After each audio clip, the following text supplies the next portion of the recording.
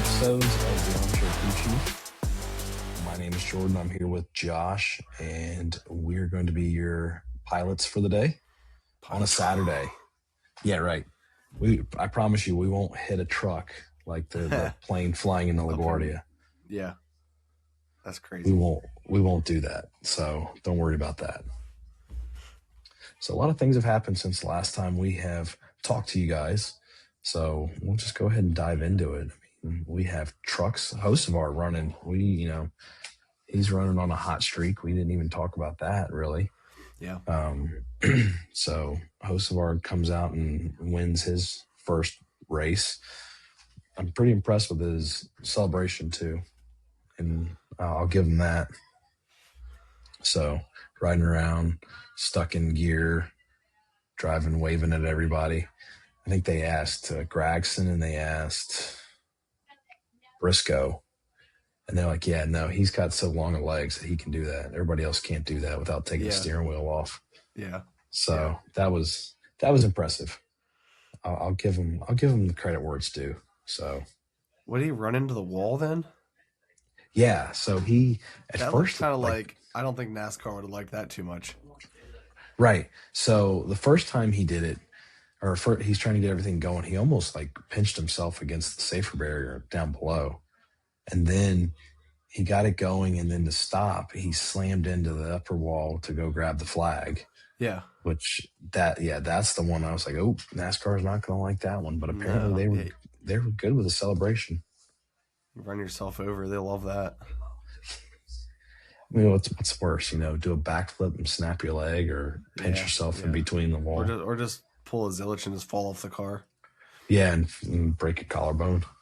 Whatever you do, just don't go through the roof hatches if you're driving Junior's car, okay? Yeah, right. Yeah, exactly. And I think Zillage was joking around. Didn't he joke around after that, saying I should have went through the roof hatch? I think he did. So I think he said next time I'm just going to go through the roof hatch. Yeah. Yeah, so that was entertaining to say the least. Yeah.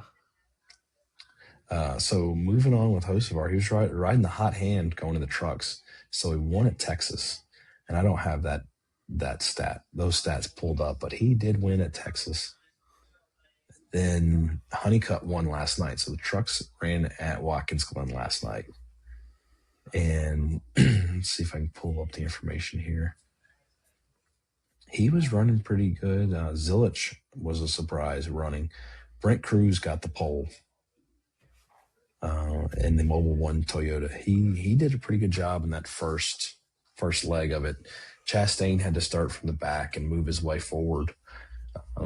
He kind of got the short end of the stick, though, later on. Stage 1 results, 19, 17, 34, 25, 18. So a lot of the people were changing, going in short pitting it. So that's why they had a little bit of a difference there. And then stage 2, we had 71, 77, 38. So Hocevar was up there. Zillich took the stage points, moved on. We had 6 caution laps for 15, six cautions for 15 laps. Stage 1 and stage 2 were clean for the most part. And then you get into stage 3. We had a spin. The number 9 spun out. 77 and 25 in the front stretch. That was an interesting one. So that happened on the same restart. So Ross got up there. He didn't pit at the end of stage 2. He was up there, and they said he violated the restart. He was the leader, but they moved the restart zone further up than it was before, and there was a faded white line. So that's what the guys on the TV were saying. He started at that faded white line, which I get the old restart zone. So he's kind of used to that. And the next thing you know, they're like, oh, no, you pulled it. Well, during that restart, Hocevar got loose. He was letting off because somebody wasn't going, something like that's what he was saying. And then he started moving out, and he's like, and I'll give Hocevar this. He didn't blame it on AJ or anything. He's like, AJ must have not known that I was letting up or something. I'm not blaming him. But so Hocevar tried to move out, and AJ was right there and smacked him, and he hit that wall hard, real hard.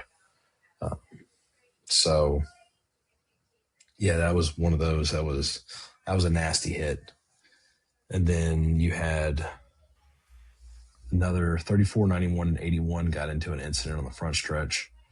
And then 45 and 56. So Ross Chastain ended up having to start the tail end of the longest line on the restarts. He comes back and he's mired in the back and he gets wrecked. And it just, that sucked for him because he had a strong truck and he was doing pretty good and then just kind of fell off. Yeah. We didn't have Malcolm. Frankie Muniz wasn't running this one because he's running endurance racing or something like that too. So he didn't have that one. But our winners were Caden Honeycutt, who won the ARCA race there. Shotgun to Beer. Connor Zilich came in second. SVG third. SVG, that's impressive for SVG because he had to start towards the back. He was having issues, fuel throttle issues, something like that. So he was just mired in like the high tens, sort of around that 10 to 20 range for the most of the race. AJ in the Ram finished sixth. Ram. Then Minnie Tyrell, eighth in the Rams race for the seat Ram. Say that 5 times fast. Yeah, I can't. Then Butterbean Queen, ninth in the Cummins Ram. And then Corey LaJoy finished 12th in the Mopar Ram. So, yeah, it was an interesting race. It kind of got boring. The first part was boring because, like, the guys would get out to, like, that 5-6 second lead. And it's just, to me, that's not, I don't want to do that. And then the icing on the cake for it being a boring race is you had Austin Dillon in there with Mikey and, what's her name? I can't think of her name right now off the top of my head. Yeah, I didn't watch it. Jesse. Jesse, or Jamie Little. There you go, not Jesse. I know what you mean. So commentating was kind of bland then? I think I fell asleep for most of the first stage whenever we were home. Yeah. Because we went out and ran some errands, haircuts for Nathan and such. But what I find interesting, and let's move on. We'll talk about this later, but they did some track changes to Watkins Glen. And we'll discuss that when we start getting ready for everything else. But the track changes came into effect for the accidents. And yeah, wasn't surprising. It didn't cause the accident per se, but it did run into that issue where it was an issue. It had to deal with the wreck. It helped with the wreck, we'll say. Moving on to O'Reilly, Texas, last Saturday. Gotta love allergies. Yeah. Larson ended up winning that race. Allgaier started on the pole. I think this one got rained out, the qualifying. So Larson, Allgaier, Mayer, Cruz, Retzlaff, Creed, Hill, Jones, Love, and Clements round out your top 10. They had 7 cautions for 36 laps. And it was kind of crazy to see some of those wrecks from the little bit that we saw. We didn't see a lot of it. It was, I'm trying to remember who ran the car. If he would have won, they had a deal going on with the guy, Andy guy, that he could actually name his own soft serve or whatever. Okay. I'm trying to remember who it was. Sam Mayer, I think it was. So he finished third. He was trying to get out there and get that ice cream or whatever named that he could name. But I think Texas was a little bit more interesting than it's been, especially with the Cup Series. I watched the last half of the Cup Series race, or the last stage of the Cup Series race, and it did have some more entertaining aspects to it, we'll say, yeah, than they normally do. So moving on, and I lost my spot here. Going on to our Truck Series race at Texas, Elliott won. I thought about picking him again, but I didn't. Denny second, Bowman surprise third after all the issues as he's had with his vertigo and all that. Tyler Reddick fourth, Buescher fifth, Suarez sixth. So fifth and sixth is what we ended up being, respectively. Yep. On our picks. Our picks. They had 7 cautions for 40 laps. Then he had an incident turn. So talking about the incident turns in here is what got it. So moving on, since we're talking about Hocevar won Dega. That's where they were at. Bubba wrecked the field. He got loose. But Larson did something similar here at Texas. And somebody put it out, and I'll give credit for this thought. It's like, we want to take this stuff away from Bubba. Say he's a crappy driver and all this. Yet Larson does something similar, and we're like, that's okay, Larson, you're good. Yeah. Like, I'm not a big fan of Bubba, but sometimes it's not his issue on what goes on. I was less of a fan of him like 2 years ago. And then he started doing really, really bad. And then he kind of turned himself around and was just like, I don't know. He just changed. And I don't know. I really like his racecraft, but a lot of it for me is like personality. So. Yeah. He kind of like, right, I saw the crash. It was like, I don't know. It was kind of interesting. I think he was going up to block, but he wasn't clear. Yeah. And just went up and it just took everybody out. Yeah, essentially. I caught the replay of that one. Then we were talking about Hocevar's win with his celebration. Rebecca was trying to get me the Hocevar win shirt. Let's see if I can find it.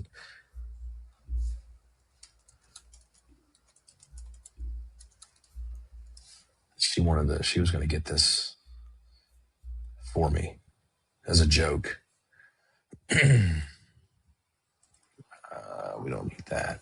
This is on T Public. This was pretty. She's like, I was just going to get this for you as a joke. But that was the shirt that she was going to grab. That's funny.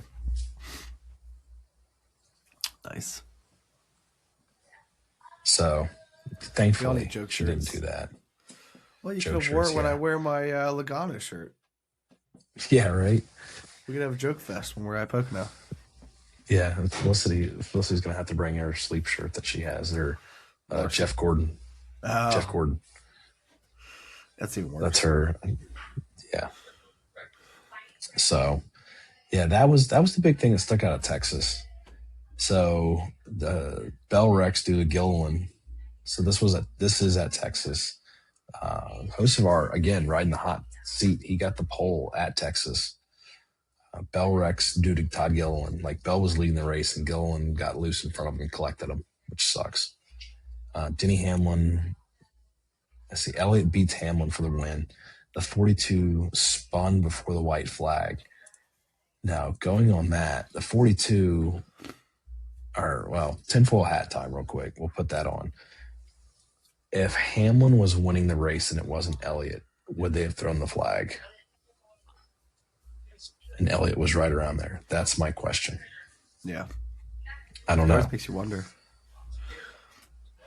Yeah, it does. It's one of those things. It's like, would it happen? Anyway, 42 spun because he was having some issues with Kyle Busch, go figure. And they were going back and forth.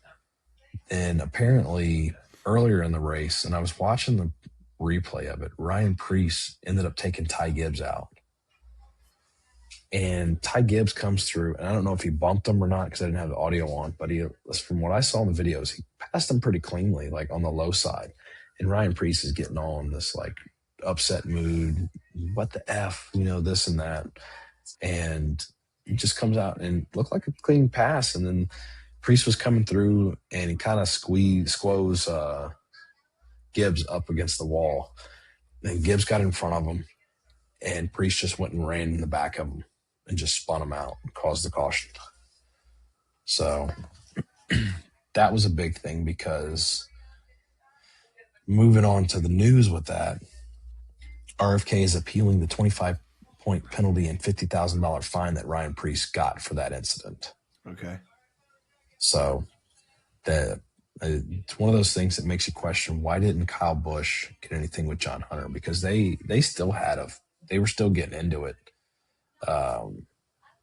after the race too, hitting each other and stuff like that and spinning them out. It's like Kyle Busch became the Kyle Busch of old, if you want to say that. The old Kyle. So that happened. That's in Ryan Blaney and Penske got an extension. I didn't see if they said how long it was going to be, but they extended themselves out there. So he's with Penske for the foreseeable future. No surprise there. No, I wouldn't say. I'd say you're correct on that. Suarez signed a personal service agreement with Bare Knuckle Boxing.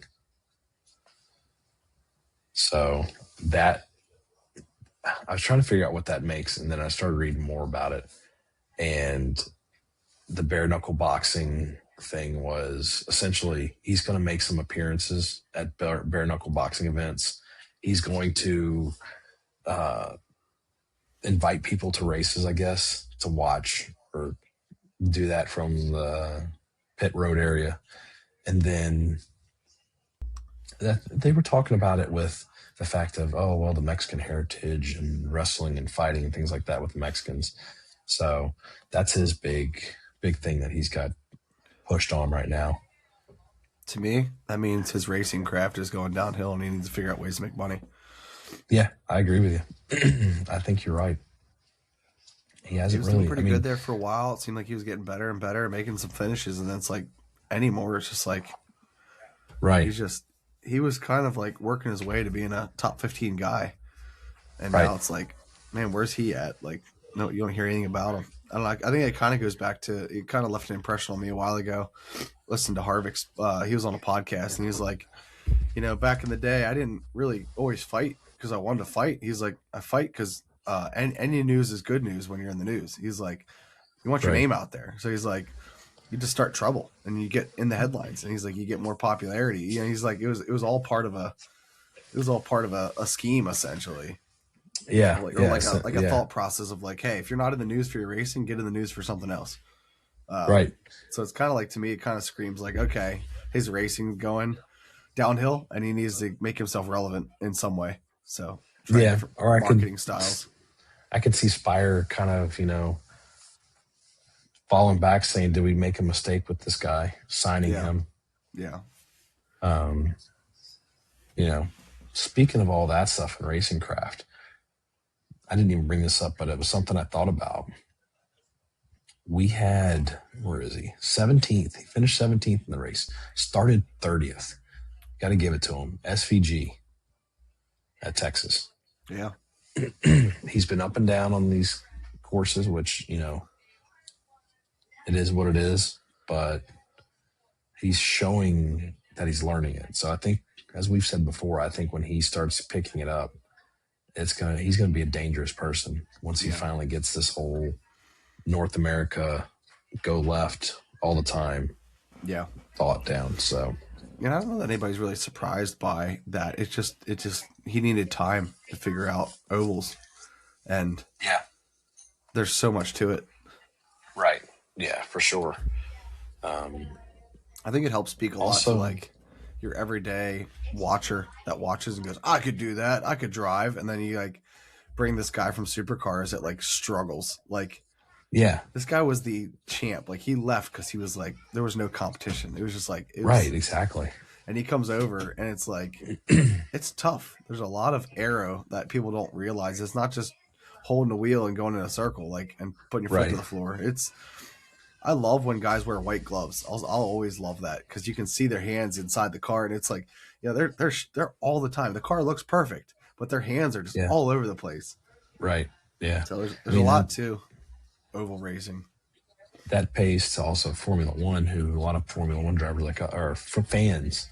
sitting there like, oh, NASCAR is just boring and stupid. All you're doing is left turns. And it's like you get a Formula One driver in there and they can't, hold themselves straight. They can't even do anything on road races.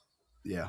That, and they're always, the road races appear like ever since this new car and how rough everyone can get, the Indy guys seem like they never want F1 guys. They never want to, like, it's too rough. Like, you're in many car accidents the whole time. Like, turn 1 at Coda. That is an absolute bomb. Like, the cars are so tough. Guys are just throwing their cars into each other.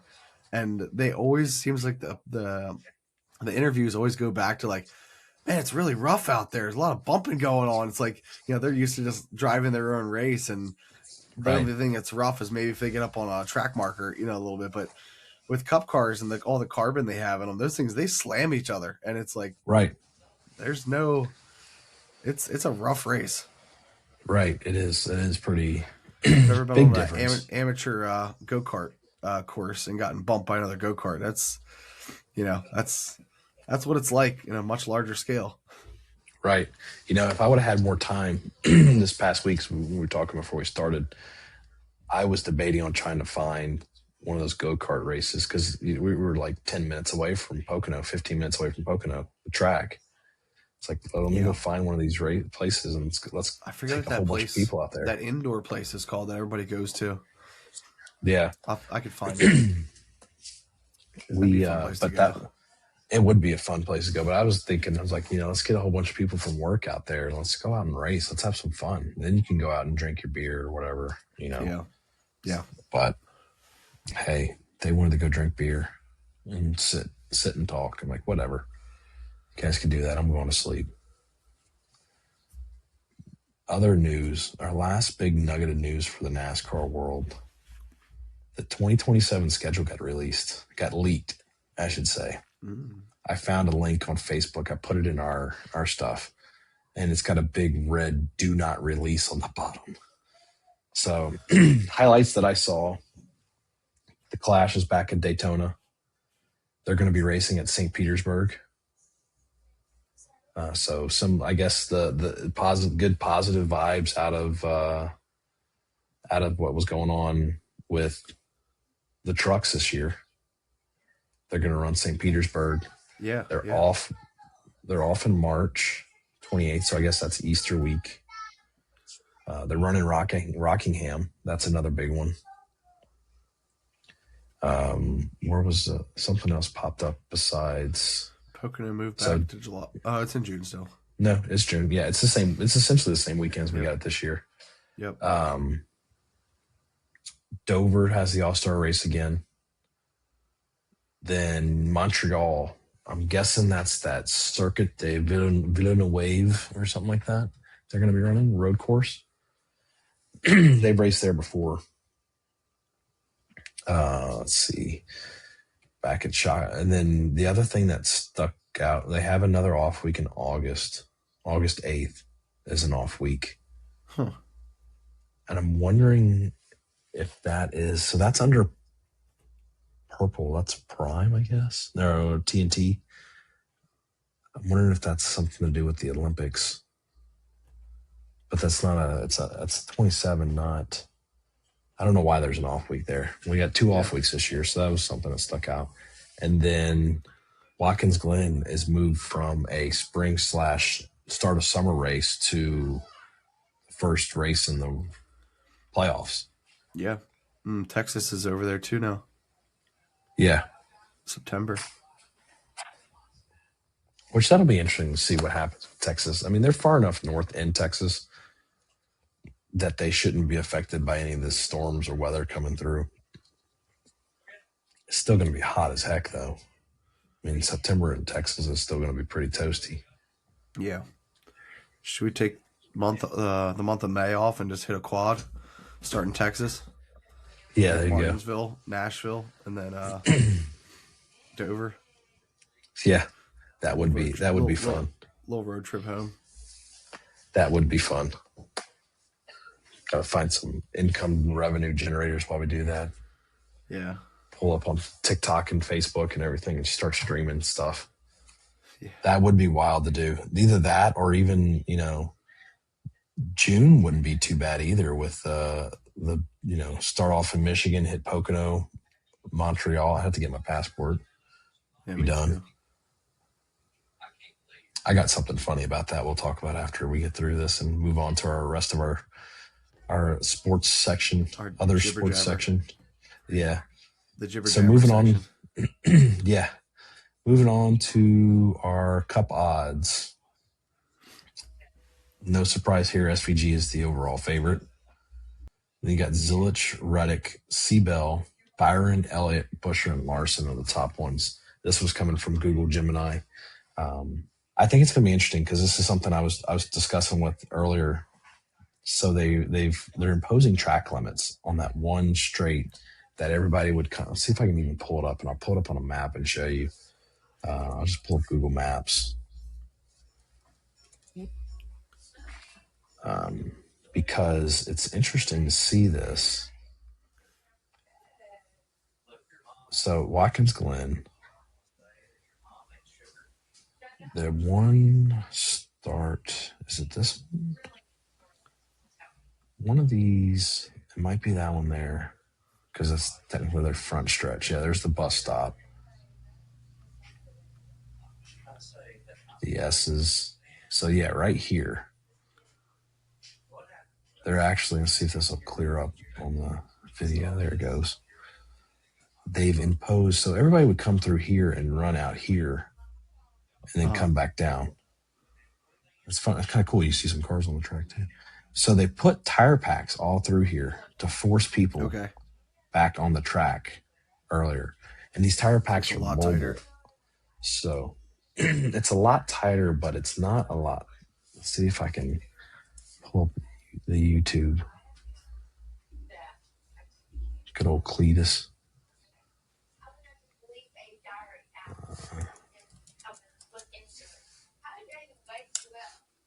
See if we can pull it up. I know they're actually running. This was pretty wild too.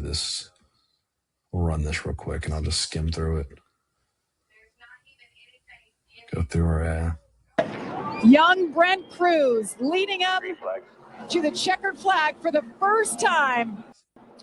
Green flag is in the air. So you'll see him come around the turn in turn one here. See if they'll show it, and you'll see the tire pack the way it is. Yeah, you leave a little bit earlier here. So this is where they usually come out. And see they have the tire packs there to keep you on the track more. Because they would hit that pretty wide. On the bottom, the 17, great shot. Is that a penalty to go around them? The outside? Up front. There's Zilich in the 71. They showed a really nasty wreck there, too. It was pretty wild. This is tough times right here. Everybody's going to be dive bombing into the bus stop. I already see that. This was a host of ours going to the inside of the bus stop. He got whacked pretty hard, as I was talking about. It's like they threw the caution.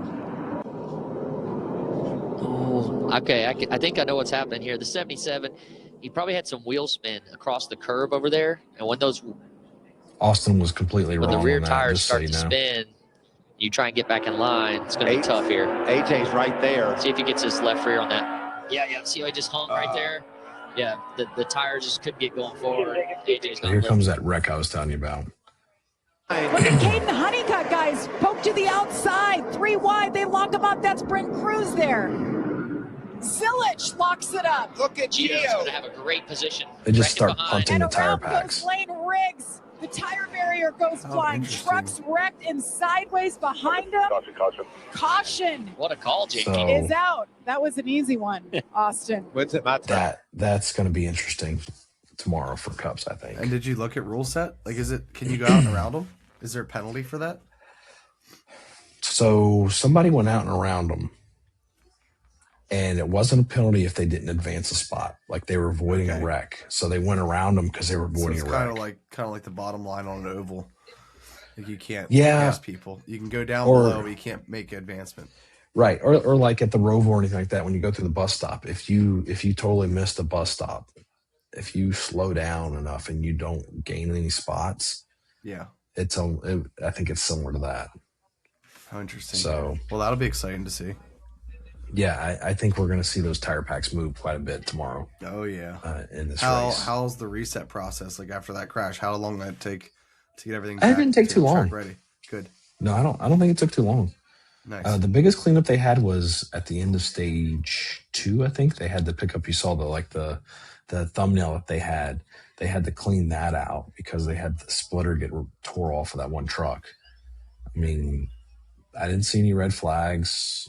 It was just clean up, move them pretty quick, and I'm assuming they just probably put the safety truck to the front of it and slid it across back to where it goes. So, but that was the big thing there.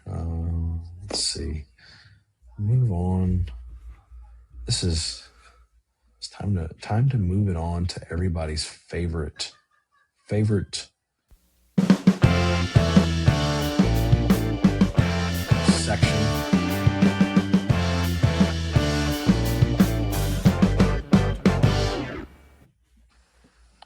All right. Paint scheme previews.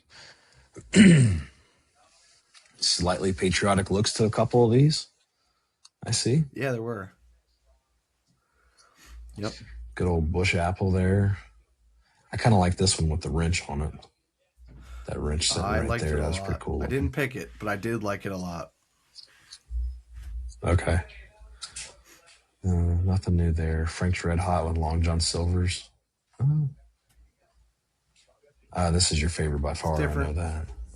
Oh, man. Put the gold wheels on that and you're a winner. I haven't seen that. Slap some gold wheels on that. That's been almost a week since I've seen that paint scheme. Yeah, we'll probably see 3 of them today. Modelo looks pretty good. That was a big sponsor update. Yeah, that does look good. They did a good job. The gold 6, I think, pops it. Cal Ripken Senior Foundation. The jalapeno zones, I guess. Yeah, jalapeno lime zones. Napa, Campers in RV. The kid on the back end of that one always creeps me out. Very original here. Yeah. Same thing with the Libman Menards. All right, let's load. BuildSubmarines.com. What's that? What's that on the side of it? Depth gauge? It's kind of neat. I didn't notice that. Does it look like it's an actual submarine? Yeah, that's pretty cool. I went with the 19 this week. Yeah, that's really cool. I didn't pick up on that. That's really cool. The 19 is pretty slick. It's slick. It's what else we got the here? patriotic part of it, I guess I kind of liked, but yeah, it's cool. Different. Yeah, for sure. I did like the snap back. Yeah.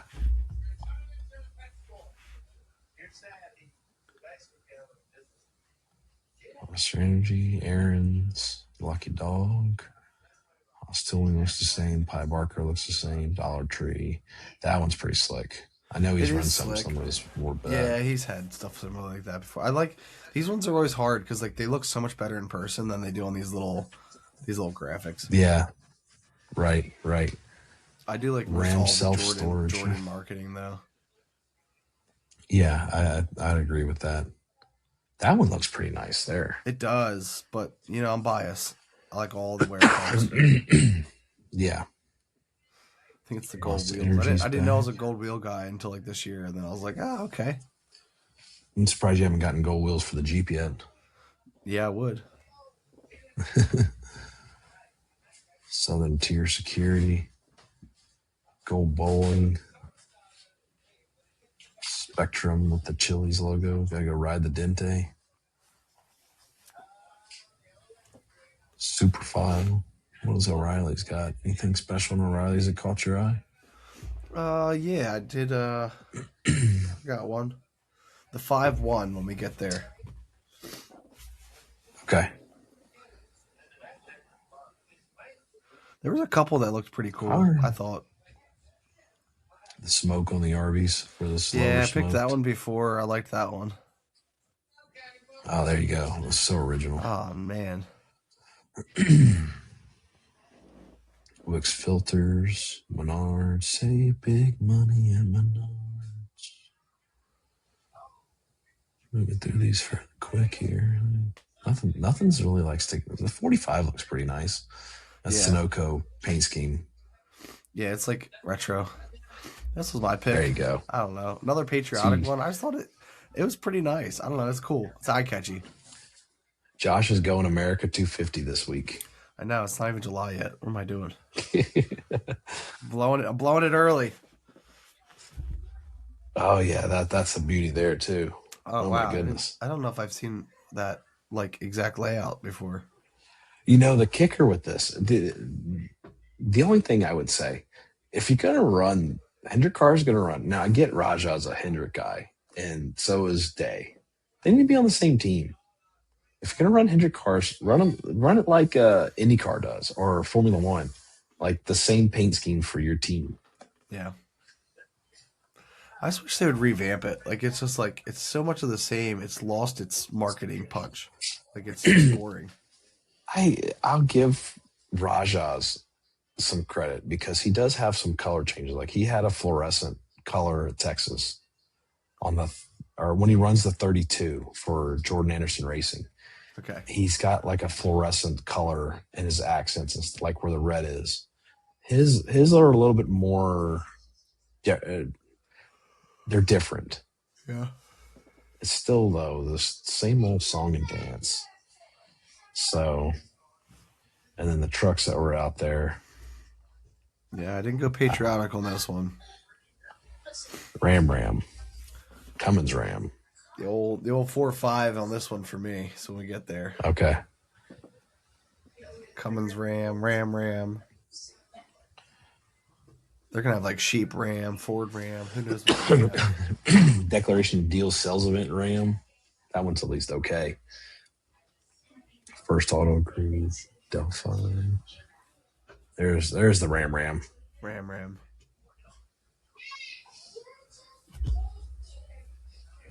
42, 44. Here we go. Oh, the watermelon one. Watermelon. Yeah.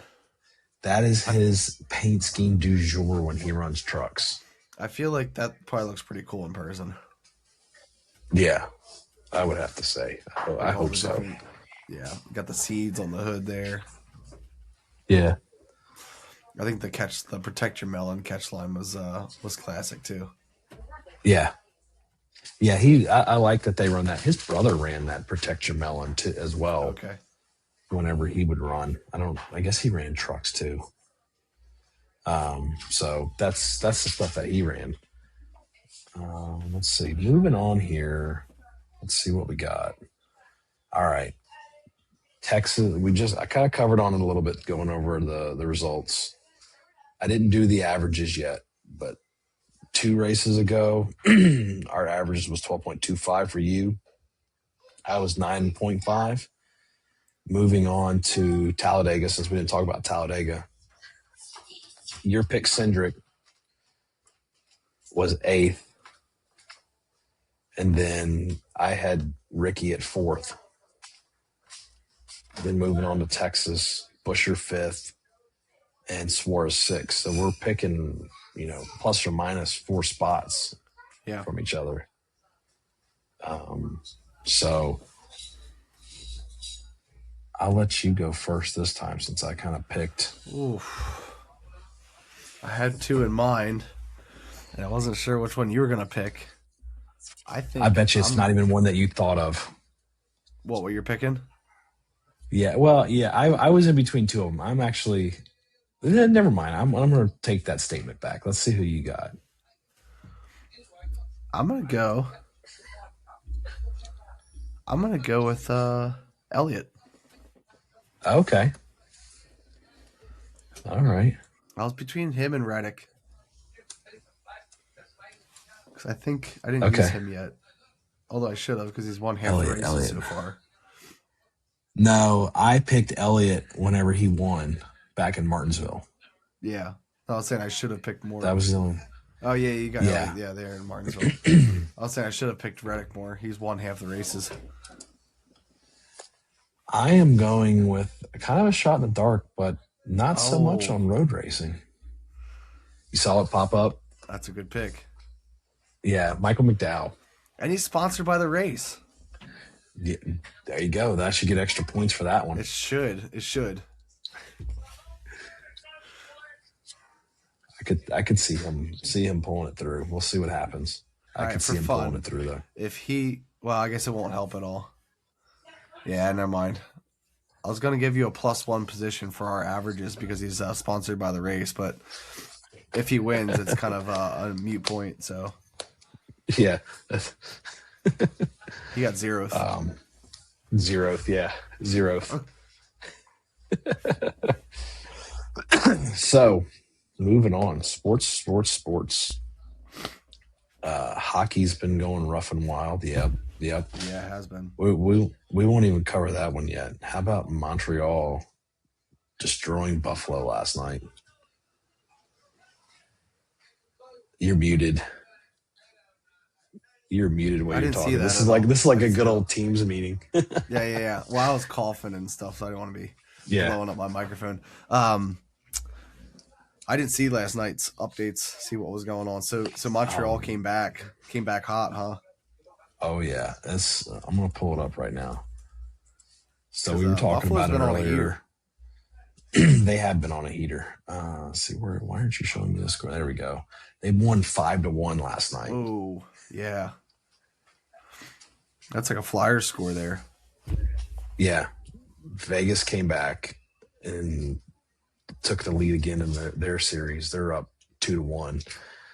Oh, dang, they won 6-2 against Anaheim. No, yeah, the Ducks won there was a game 2 they won. On Wednesday. So they won game 2, and then Vegas came back and won against Anaheim. Last night, 6-2. Yeah, I'm all. I was like, I was getting confused. I was like, wait, there's no way they should have lost that game. Yeah, no, they won that. They won last night. And then you got Colorado and Minnesota tonight. Colorado can go up 3-0. And then Flyers on the brink of elimination. But, whenever you have some bogus calls called against you, or, you get an elbow to the face and they don't call it because they called a high stick and they took the high sticking away. Yeah. Or you get an overtime goal against you whenever, the opponent's laying on your goalie's glove hand so he can't lift it up to block it and they don't call interference. Yeah. You're not going to win these games. It's easy to sound biased, but man, it's pretty rough. I watched as much as I can of all, like I'll check in on all the games. And I'll call a bad call when it's a bad call or a non-call. Right. And there's a lot of non-calls or bad calls in the Flyers games. It's almost tinfoil hat. Like it's almost to that level. So I've gotten to the point where I think it has to stem from the first game. Now, I didn't watch the first game, but I saw a replay, and it looked like one of the – I don't even remember who it was on the team. They, took the Hurricane stick and, gave themselves a high stick and got the penalty. That's what it looked like whenever you watch it, whether that was the case or not. But then you go through and, the calls in the overtime game, it's like, how are you not calling that goaltender interference? And then the first game in Philly, there were some horrible calls. But my argument too is if you got the puck, and Rebecca and I have gone back and forth on this because she's like, Carolina's still set up in the center of the zone though. They can't do anything. I'd rather them try to bounce it and get a deflection off somebody or a rebound and crash the net than sit there like one of their power plays. They're sitting there passing it back and forth at the blue line. And it's like, what are we doing? Yeah. But that's the Flyers' MO, though, for years I hate to say it. They're almost better on penalty kill than they are power play. Their scoring chances, I think, are better on penalty kill. Or that 4-on-4 was ideal. That was really – they looked good 4-on-4. Yeah, but I think it's Carolina's got the speed on them, and you got the younger guy. The younger guy thing mentality, I think, nipped them in the butt because that shorthanded goal 2 nights ago. Yeah, they why are you peeling off of your guy because the guy's coming in? You just left him wide open to just dunk it in. Yeah, I don't remember. I think that was Zegras that had it too. He got the call, and then they have a 2-on-2 shorthanded breakaway, right, and Zegras peels off his guy running to go help out whoever was with him. And he just leaves him wide open and he just dunks it in. It's like, come on. Yeah, I know. What's is Tippett playing tonight? I haven't seen anything. And that was something else that got brought up too. It's like they just proven that Tippett's more important than people thought.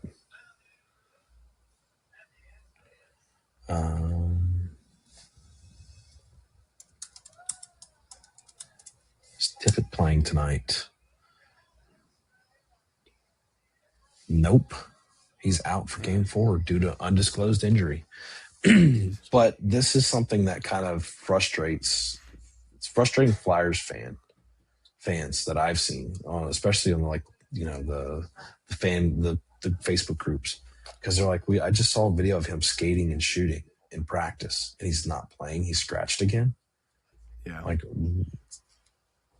I get why hockey does the undisclosed injuries or upper body, lower body injuries, because they don't want the target the injury. But at the same time, something like you want to know, oh yeah, he jammed his finger and it hurts, or something like that. Sprained his ankle skating. Because like if they lose tonight, I'm blaming it on this undisclosed injury. And how bad was this undisclosed injury that Tippett couldn't play through it? Right. Especially when you got a dude that was playing for Boston, somebody who had a blown ACL, and he's still out there skating and playing this game. Yeah. So I don't know. But I mean, it proves that this is Tippett's team. As much as Couturier is the leader. I hope he stays. Well, Coots is retiring. Is he? That's what they put out. Yep. No. Yeah. Yep. Jenny showed me a post. This might be his last game.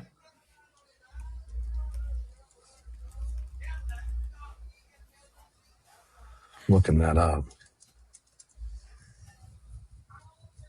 This is false.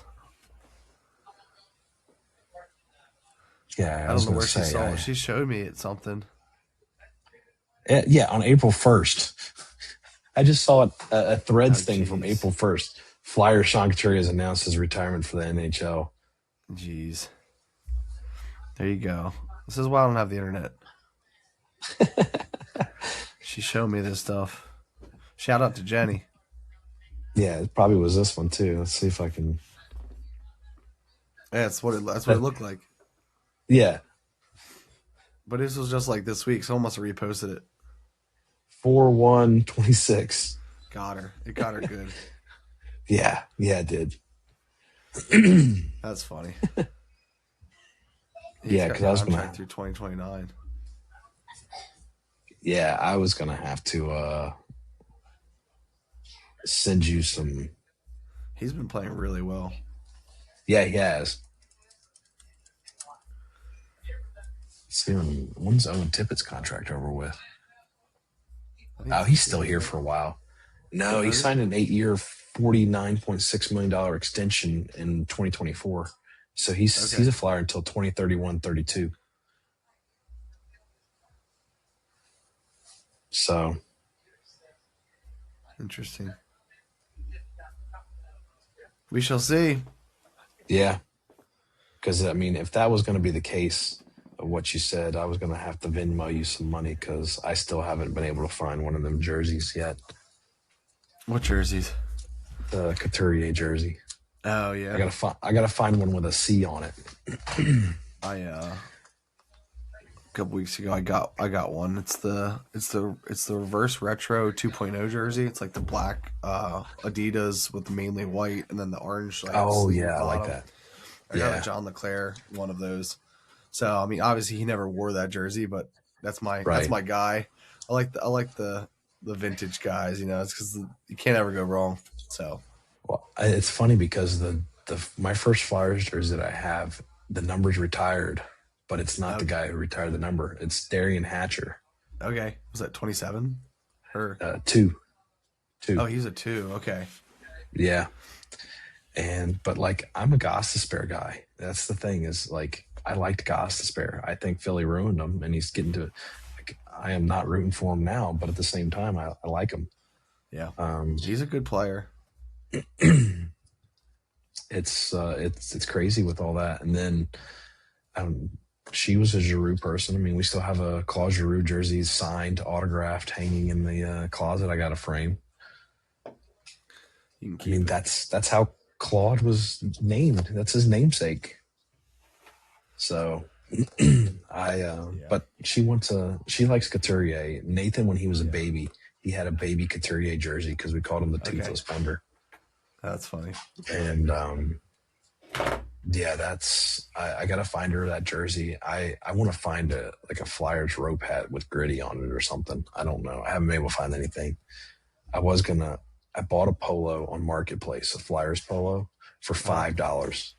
Had to go pick it up in Ephrata because we went to Rally House and their Flyers polos were $75.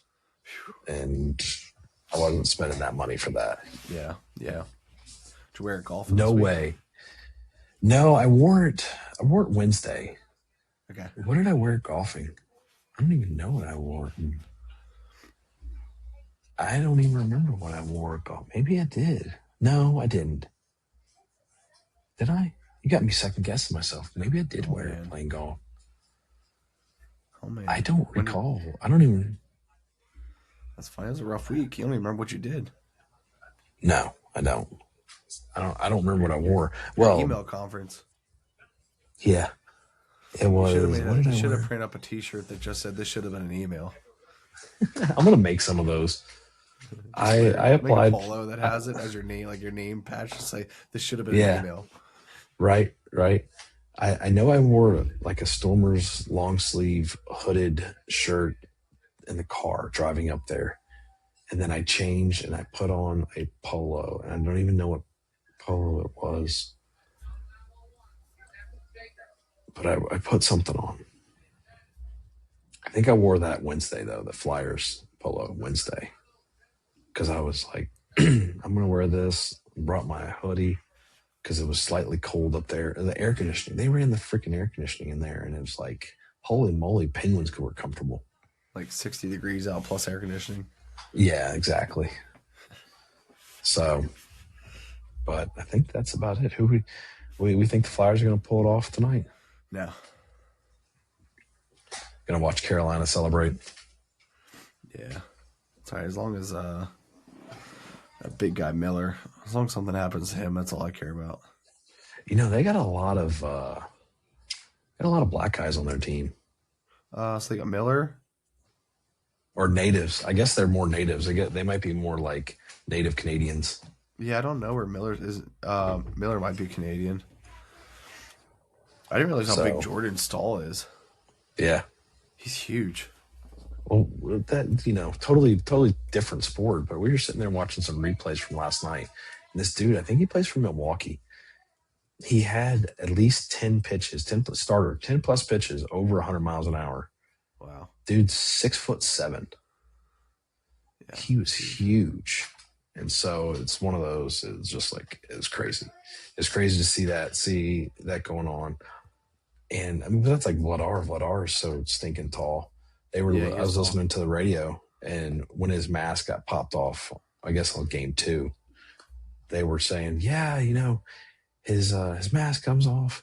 It's like, he's probably one of the only goalies in the NHL which gets hit in the face more than anywhere else because of the fact that he's so tall and so trunk. When he gets down, he's still pretty high up. So Yep. I don't know. I think they might win this game. Will they win 5? No. I think they can win game 4. They have to win at least one game to make it a respectable playoffs. I mean, Rebecca's argument was they beat Pittsburgh, so that's good enough for right now. Right. It's all that matters. So, yeah, we'll see what happens.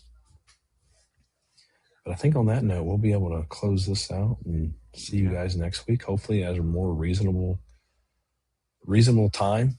Yep. Not on Saturday.